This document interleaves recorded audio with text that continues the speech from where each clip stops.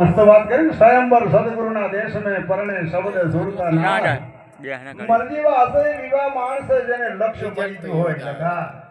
એક લક્ષ્ય લગીને મળી જાય ને બાપુ બહુ દરિયા પાર ઉતરી જવાય પણ લક્ષ્ય મળવું કઠિન છે બાપ તો એ શિપા નામની માછલી સળંગ મારી અને સદગુરુ પરમાત્માના શબ્દને ઝીલી લે મોઢું બંધ કરી દે બાપુ અને પેટાળને પહેરી જાય તો અવશ્ય ને મોતી પ્રગટ થાય ને અને કદાચ જો કદાચ દેવરામ મોઢું ખુલી જાય ને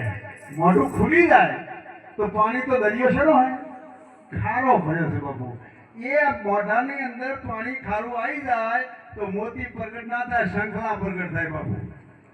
કહેવાનો ભાવાના સદગુરુના સાનિધ્યમાં ગયા પછી સત્ય વાત જાણ્યા પછી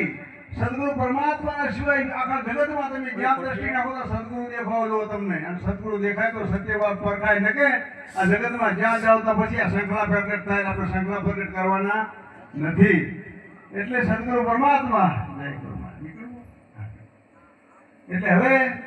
આટલું કઈ મારી વાણીને વિરામ આપું હવે આપણે તેને મહાદેવભાઈ આવે છે મહાદેવભાઈ